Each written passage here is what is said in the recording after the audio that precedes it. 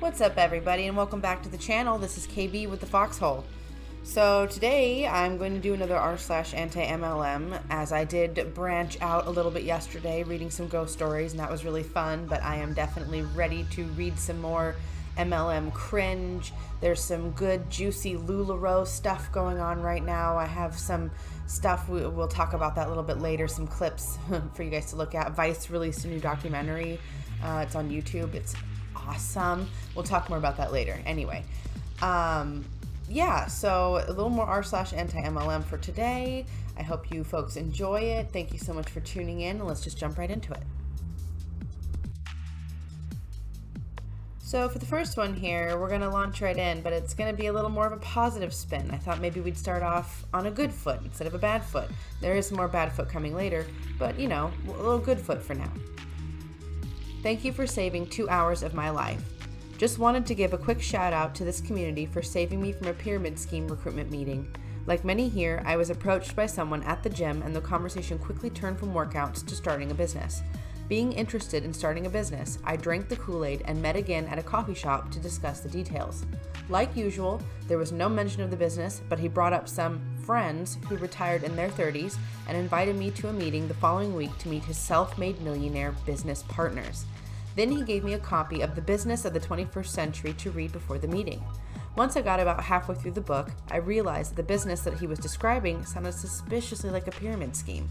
I Googled the book to see if my suspicions were correct, which led me here, where I read stories of the exact same thing happening to multiple people. At first, I didn't want to believe the obvious, so I found the self-made millionaire business partner on Facebook who ended up being a guy who lives in the suburbs selling insurance. Then I called the hotel where the meeting was being held to ask what company booked the room. Amway. Blocked the dude's number immediately, and his book is in a dumpster somewhere. Well, I'm feeling pretty gullible for wasting the time to meet and read that book in the first place, but at least I didn't drive half an hour in a suit to a meeting where I'd get trapped in MLM. Thank you to everyone in this community who helped publicize the trap. TLDR, finding this community saved me from Amway. Yeah, I mean, that's about as good of a story as you can get from someone who's being exposed to Amway. Yeah, okay, so we got suckered in just enough to go to read that book and kind of get invested there. But I mean, that's really where it ended. So this is definitely a win to me. I think this is a win for sure. Congratulations, person. Okay, so this next one is a paparazzi post, and if I can deduce what's going on here, I'm thinking it's some sort of job board posting online on Facebook or something. I don't have a Facebook, so I don't know if that's what exactly it is, but it seems to be some kind of job board where people are posting, looking for things.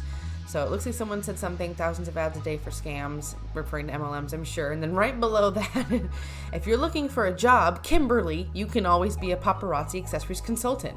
And then the address, paparazziaccessories.com. I think it's funny how in the middle of the text, if you're looking for a job, Kimberly, you can always be... It's pretty funny. I love how they just seem to have a lot of these kind of proofreading errors when you can tell that they're just block sending out messages. Okay, and then a response to that was, oh, fabulous. Don't join paparazzi, LuLaRoe, Mary Kay, or any MLM. 90% of consultants end up losing money because MLMs are not about selling product but creating downlines and suckering in more people. And then posts an article from uploans.com, multi-level marketing scams. That's a pretty good kind of hammer crash down of factuality there for the Hunbot to deal with. I'm sure they'll ignore it as they usually do. It's just, you're just one of the haters now. Oh, you filthy hater. Oh my goodness. But at least they posted that, because you know that on those job boards, people are going to see those ads and think, oh, maybe I'll give that a try, you know? So it's good to have some just really straightforward facts from someone who's not pulling any punches. So thank you, person. Okay, and this next one is a shorty, but it's pretty funny. Okay, wait, what? Avon reps wanted in your area. Did you know that there is 6 million reps worldwide who sells lipsticks with one hand and fights cancer with the other? Who wants in on this? Message for more info. A lot of questions. The spelling is interesting, and also I like the idea of selling lipstick in one hand and then fighting off cancer in the other. I mean, that's just a real good visual.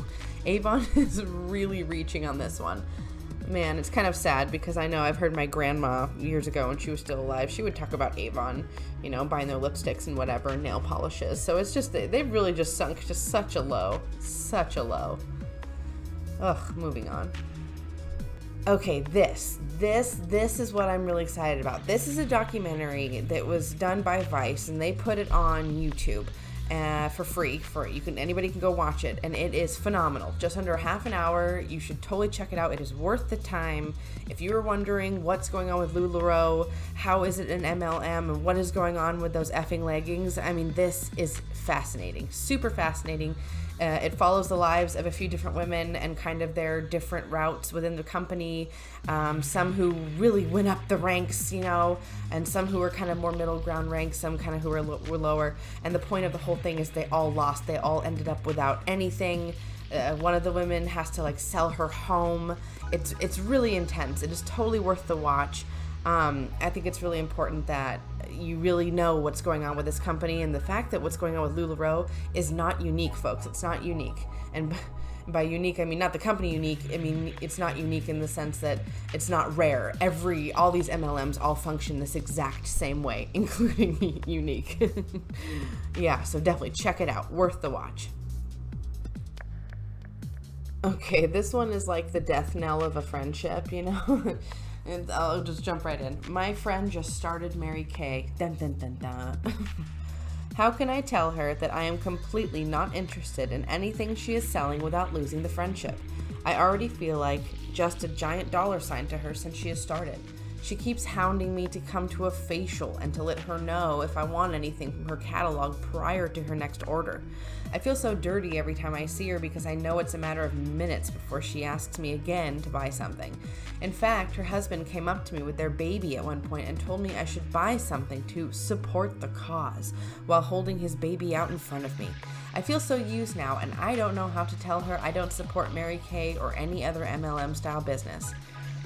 This might sound like some really tough love, and I don't know if you're ready for this, but how you tell her you don't support them, you just have to tell her, my dude. You just have to straight up tell her. You have to tell her you don't support it, you're not into it. Maybe, you never know, maybe by doing that you might actually get her thinking about if she wants to do this or if it's the right idea. Like, oh, if my best friend's really concerned, maybe I should be concerned too.